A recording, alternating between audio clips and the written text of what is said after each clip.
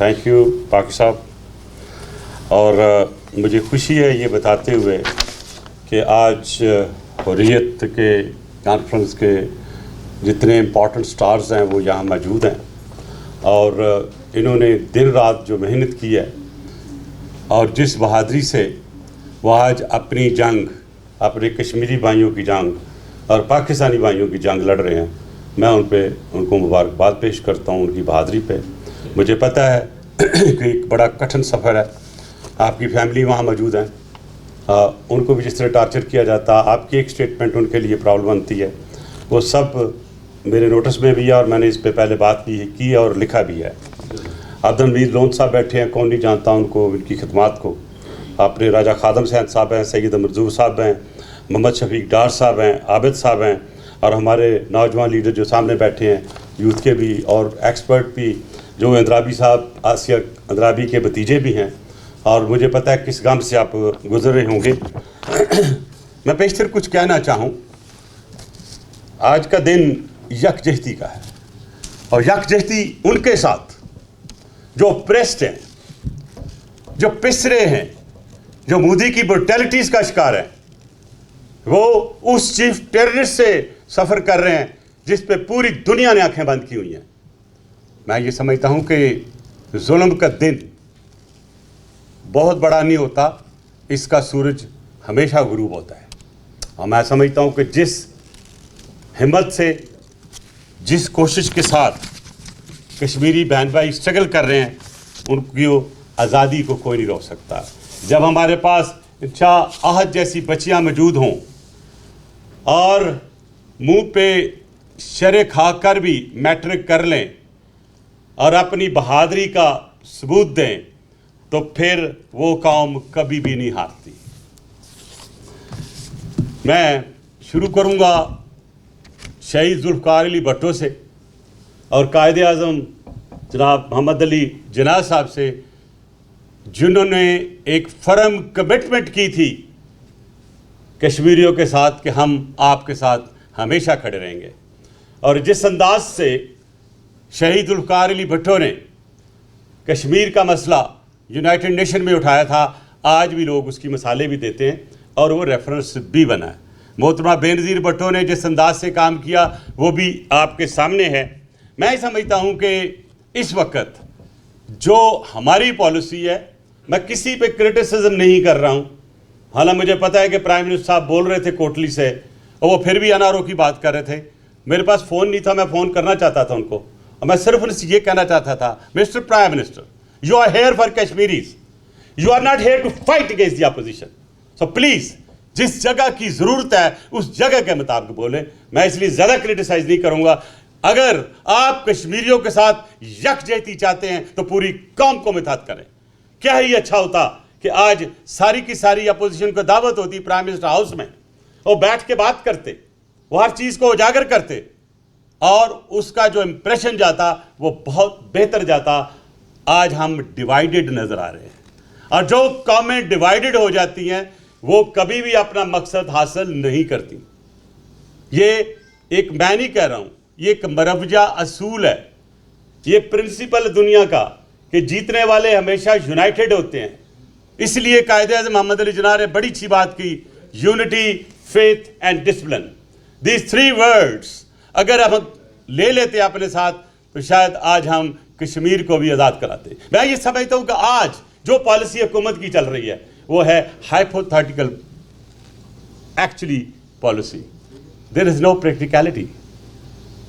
मेरा prime minister से सवाल है कि मैंने उनको पिछले 2 सालों से खत लिख रहा हूँ और उस खत में मैंने मोदी को चार्जशीट किया है। उस चार्जशीट की जो कॉपी है वो यूनाइटेड नेशन में भेजी, ह्यूमन राइट्स को भी भेजी। मैं खुद ह्यूमन राइट्स के प्रेसिडेंट को मिला जाके जिनेवा में और उन्होंने उसको बाकायदा तौर पे एक्सेप्ट किया। और आज मैं अर्ज़ कर दूं कि उस विजिट के बाद आपको याद होगा कि president of the world human organization जो थे वो गए, उनकी वहाँ पे जो तहकीक हुई, उसके बाद एक रिपोर्ट आई जिसमें साफ उन्होंने बताया हुआ है कि वहाँ इतनी ब्रुटैलिटीज़ है कि उसको गिन ही नहीं सकता बंदा। मैं ये समझता हूँ इस पर जिस अंदाज से प्राइम मिनिस्टर मोदी जेनोसाइड कर रहा है, डेमोग्राफी चेंजेस ला रहा है।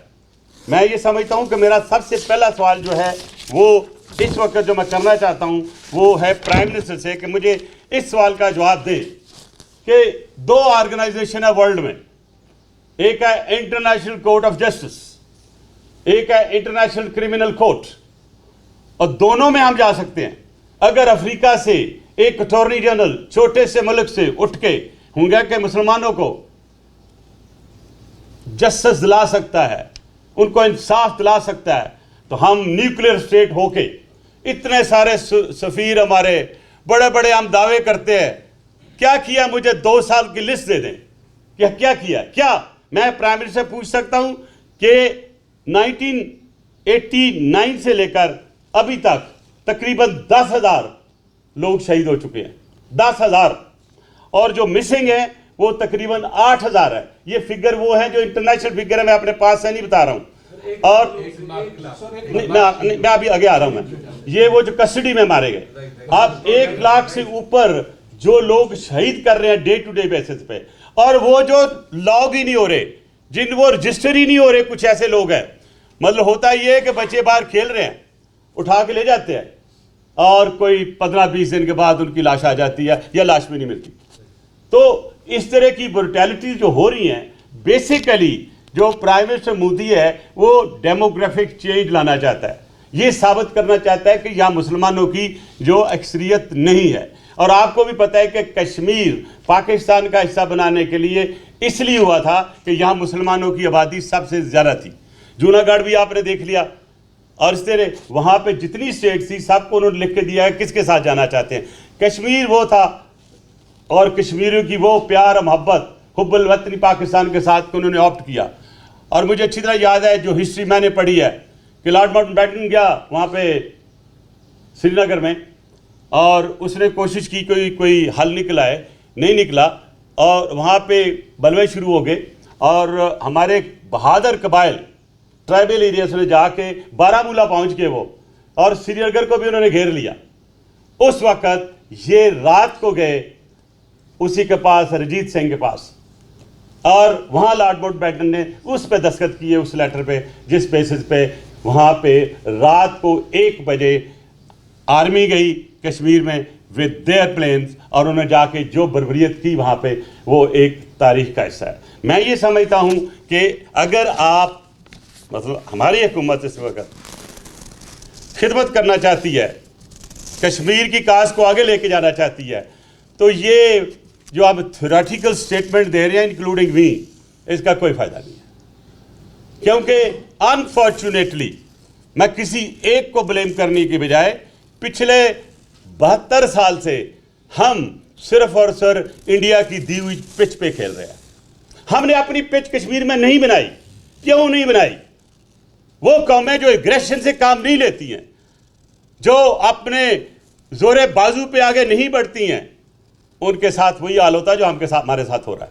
आई एम सॉरी टू से, मैं नहीं कहना चाहता था ये बात, लेकिन मुझे मजबूरन कहनी पड़ी है। आई होप कि जो इस वक्त हुकूमत के सरकर्दा लोग हैं वो मेरी इस बात को समझेंगे कि आप जब तक प्रैक्टिकल होकर प्राइम मिनिस्टर मोदी की नाक पे नकेल नहीं डालेंगे और उसको इंटरनेशनल पोडियम में खड़ा नहीं करेंगे, उसकी समझ नहीं आएगी। उसका दिल बढ़ चुका है। और आज कोई साहब कह रहे थे हुकूमत के कि एक इंडियन जर्नलिस्ट ने एक्सपोज किया पुलवामा को, और फॉर गॉड सेक, ये 3 फरवरी को मैंने ये बुक लिखी थी, और मैंने उसमें लिखा, प्रूव किया कि मोदी जो है ये बेसिकली पुलवामा इसने करवाया है, एंटी पाकिस्तानी फीलिंग क्रिएट करके वो इलेक्शन जीतेगा।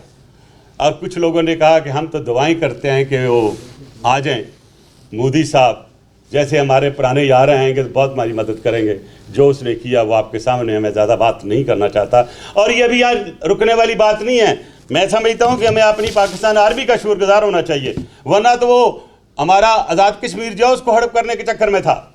आपने देखा जिस अंदाज से वो एयर स्ट्राइक करने के लिए आया, और जिस तरीके से वो दुनिया को बता रहा था कि मेरी बहुत पावर है, लेकिन जिस अंदाज से हमारी डिफेंस फोर्सेस ने, हमारा अपने मैकेनिज्म ने जिस अंदाज से उसका जवाब दिया, वो इतना मुंह तोड़ जवाब था कि उसकी आगे हिम्मत नहीं पड़ी। लेकिन दुश्मन से कभी भी गाफिल नहीं होना चाहिए। हम उनसे किसी वक्त भी कुछ भी एक्सपेक्ट कर सकते हैं। आपने देखो LOC पे वो क्या कर रहा है, हर जगह पे उसने कश्मीर के खिलाफ बात की, हम उसको नहीं समझ सके उस वक्त। आपको पता है कि $15 बिलियन उन्होंने खर्च किया सिर्फ कश्मीर की काज को काउंटर करने के लिए। वो डिसइंफो लैब की रिपोर्ट आप देख लें, जिसमें पाकिस्तान के खिलाफ, बेसिकली पाकिस्तान के खिलाफ क्यों है वो, इसलिए कि उसको पता है कि जितना मजबूत पाकिस्तान होगा उतनी जो तहरीक है कश्मीर की वो उतनी मजबूत होगी, लिहाजा वो इसको मजबूत होने नहीं दे रहे। और हमारे खिलाफ फैट ऐप से लेके हर जगह कोई ना कोई शोशा छोड़ा जाता है। और डिसइंफो लैब जिसमें पूरी की पूरी डिटेल है, मेरे बड़े सीनियर जर्नलिस्ट यहाँ बैठे हुए हैं और बड़े काबरीन बैठे हुए हैं, उन्होंने देखा कि एक थर्ड पार्टी कह रही है कि पाकिस्तान के खिलाफ एक खास मुहिम के तहत, एक डिसइंफॉर्मेशन के तहत पाकिस्तान को being a terrorist state declare कराने की कोशिश की गई और उसके बाद मनी लॉन्डर साबित करने की कोशिश की गई। और फिर जब ये पूरी की पूरी तफसील सामने आ गई तो मैंने दोबारा लेटर लिखा प्राइम मिनिस्टर को। I was the first one जिसने डिसइंफो लैब को पब्लिक किया था और मैंने उनसे एक ही रिक्वेस्ट की, देखें मैं एक छोटा सा इन्वेस्टिगेटर रहा हूँ, इंटरपोल का हेड भी रहा हूँ, दुनिया की पुलिसिंग भी की है। एक बड़ी सिंपल बात होती है, दुनिया में कहीं भी अगर आप इंपर्सोनेशन करते हैं, आप किसी के मुल्क का जो साइल इस्तेमाल करते हैं किसी क्राइम के लिए, तो इट्स अ क्रिमिनल एक्ट और India has committed criminal act. और उसके मैं पूरी शिकों के साथ, प्रूफ के साथ, एविडेंस के साथ मैं जाते हुए कहूँगा, मेरा साफ आपको दे देगा। I wrote to the prime minister Pakistan, मैंने कहा मैं सियासत नहीं कर रहा हूँ, मेरा जो तजर्बा है उसके मुताबिक मैं कश्मीरी भाइयों की मदद करना चाहता हूँ ताकि पाकिस्तान के पास एक अच्छा टूल हो, पाकिस्तान के पास एक पावरफुल टूल हो जो लेके दुनिया को बता सके कि ये हो रहा है। मुझे ये बताएंगे जो ब्रुटैलिटी इस वक्त मोदी कर रहा है, अगर ये ब्रुटैलिटीज़ कोई और मुल्क कर रहा होता, यानी कि यूरोप में 2 बंदे मर जाएं तो हड़ताल हो जाती है, मुसलमानों के खिलाफ क्या एक शोशा उठ जाता है। आज यहाँ पे लाखों लोग शहीद हो रहे हैं कश्मीर में और हमारे मुसलमान भाई भी सोए हुए हैं। आज मैं तकरीर सुन रहा था जिसका मैं जिक्र कर रहा हूँ, उन्होंने कहा जी कोई बात नहीं है, जो हेड ऑफ स्टेट्स हमारे साथ नहीं है, नो इशू, अवाम हमारे साथ है। और अवाम क्या करेगी भाई वहाँ से आके, क्या वो गन्ने लाएगी, क्या वो पिस्टल लाएगी, क्या उनके पास एटम बम है? No, what you have to do is to improve your foreign policy. और फॉरेन पॉलिसी के लिए एक ऐलान हुआ था कि सारे सेनेटर्स में से सेनेटर चुने जाएंगे, MNA जाएंगे, मिनिस्टर जाएंगे और वो सारी दुनिया में जाके अपनी बातचीत करेंगे और उजागर करेंगे कश्मीर के मसले को। मुझे बताएं कितने डेलीगेशन गए? मुझे याद है सर, मैं बेलारूस में गया और इंडियन बड़ी नज़र रखते हैं, गया मैं किसी और मकसद के लिए था, तो मैंने फैसला कर लिया कि मैं बेलारूस में आज बोलना है कश्मीर पर। पहले मैंने कोशिश की एक हॉल में छोटे में थे, वहाँ अभी मुझे उन्होंने काउंटर किया, फिर भी थोड़ा बहुत बोल दिया। जब मैं मेन हॉल में जहाँ पे सारे कोई 2500 मुदवीन बैठे हुए थे, तो मैंने फिर वो रिस्क लिया मैंने।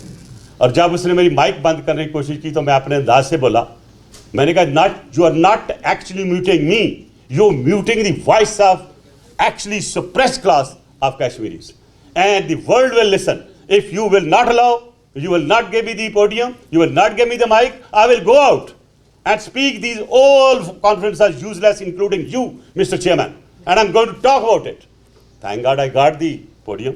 मैं वहाँ 30 मिनट बोला, आप निकाल के देखिए, इंटरनेट पड़ा हुआ है। और मैंने कश्मीर की बात की, कश्मीर पर ब्रुटैलिटीज़ की बात की, कश्मीर को कैसे खाया गया वो भी बात की, कश्मीर का स्टेटस कैसे ख़त्म किया गया उसकी बात की, मैं आने वाले वक्त में कश्मीरियों के साथ जो करने वाले हैं उसकी बात की।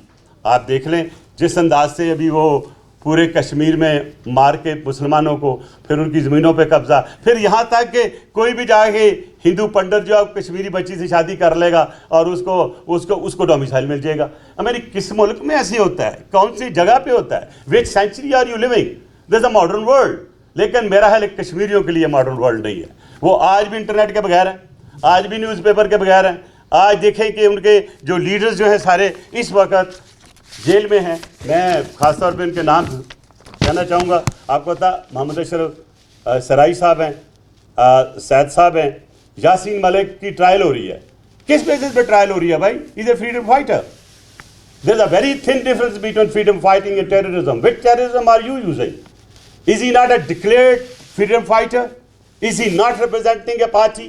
Is he not fighting for the right of his people? Is he not fighting against Prime Minister Modi's brutalities? तो जब ये सारा कुछ है तब how can you actually try him under the terrorism act? तो बेसिकली ये लोग एक सख्त किस्म का एक रवैया इस्तेमाल करते हुए, एग्रेशन इस्तेमाल करते हुए कश्मीर की आज़ादी की इस तारीख को दबाना चाहते हैं। आसिया अंद्राबी ने क्या जुर्म किया है? वो अपनी बहनों के हकूक़ की बात करती है। वो कहती है किसी का बच्चा चला गया, किसी का बेटा मियाँ चला गया, किसी का भाई चला गया, वो उनके जज्बात उनसे पूछे। तो जिस अंदाज से आसिया साहिबा ने अपना एक्सप्रेशन दिया और उनको रिप्रेजेंट किया, वो काबिल तारीफ़ हैं।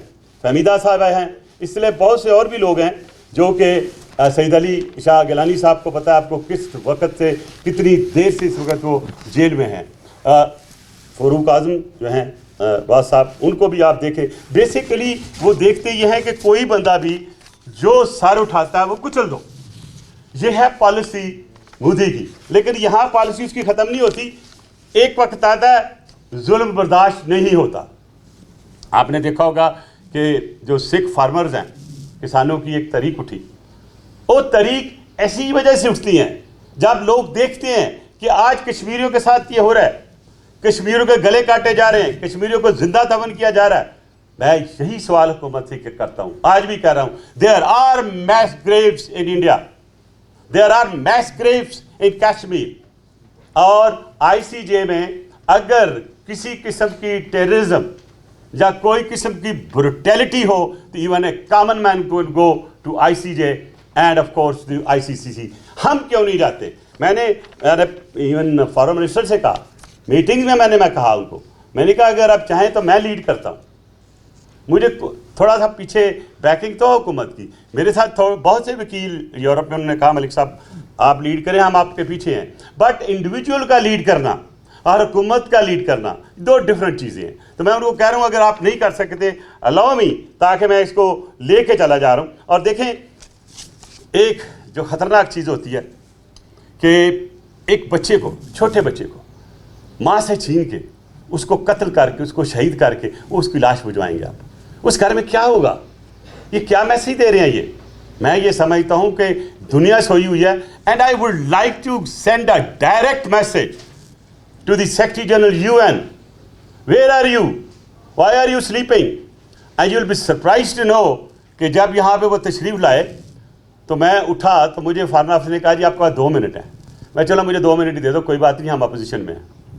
But thanks to the secretary general, उन्हें कहा जी I know Rahman Malik very well, I work with him, let him speak, I will sit for him. तो मैंने कश्मीर का पूरा मसला सामने रखा। तो मैंने कहा while you are here, Mr. Secretary General, you have also met the Indian leaders, and did you take this matter with Prime Minister Modi कि कश्मीर को आपका ये एक रेजोल्यूशन है जिसमें उनको सेल्फ डिटर्मिनेशन देना और उनकी वॉइस को सुनना आपका ये एक ड्यूटी में शामिल है कि आप कराएं। You know what he said? He said he doesn't listen to me. तो मैंने कहा कि सेक्रेटरी जनरल साहब आपकी वो बात नहीं सुन रहा तो फिर बंद कर दें इस दुकान को ना चलाएं। आज भी मैं दोबारा यही कहता हूँ, and I call upon the international community, I call upon the secretary general UN, I call the entire forums of the world, the so called champions of the human rights, see what is happening to not Kashmir only, even in India. Please have a look at it. अगर यही चीज़ आपके यहाँ होगी तो क्या होगा? आप तो ऐसे ऐसे एक्शन ले जाएंगे, पता नहीं कितनी सैंक्शन लगा देंगे। लेकिन आज क्या आपने इंडिया पे सैंक्शन लगाई? तो I actually demand from this forum, from the world, there should be sanctions against India for these brutalities, for this violation of human rights and crime against humanity. ये तीनों चीज़ें प्रूफ के साथ available हैं। ये किताब आपने जिक्र थी किया था, ये ये किताबें मैंने, इसके बाद मेरी 7 किताबें हो गई। एक जो छठी है वो मैं इनॉग्रेट कर रहा हूँ नेक्स्ट वीक, और इसकी प्रोसीड जो है वो शहदा फंड में जाती है। I don't get it. और ये मैं अमेज़ोन पे ले आया हूँ। तो अगर मेरे दोस्त, मेरे बच्चे, स्टूडेंट सुन रहे हैं तो अमेज़ॉन में पढ़ लें, मैं वहाँ भी उनको कहता हूँ फ्री कर दें, और ये जाके फ्री पढ़ सकते हैं। इसको 4 किताबें मेरी, एक मोदीज़ वॉर डॉक्ट्रिन, कश्मीर पे ब्लीडिंग कश्मीर में मुझे बहुत रिक्वेस्ट आई थी दुनिया से, इसका 3rd एडिशन है, अभी चल रहा है, 4th एडिशन मैं ला रहा हूँ। और मैं ये भी बात करता हूँ कि कश्मीर में मैं ये किताबें पहुँचवा दूँगा, ये मेरा वादा आपसे।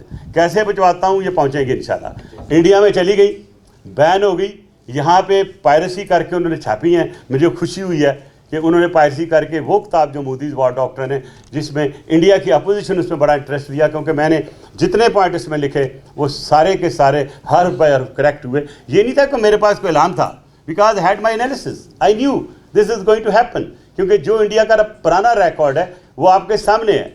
जिस अंदाज से वो इंडिया पाकिस्तान के ख़िलाफ़ काम करता रहा वही आपके सामने है। लेकिन मुझे अफसोस ये होता है कि किसी हुकूमत में जुर्रत नहीं पड़ी थी इंडिया को कि वो जो कश्मीर के स्टेटस को स्क्रैप करता। इसी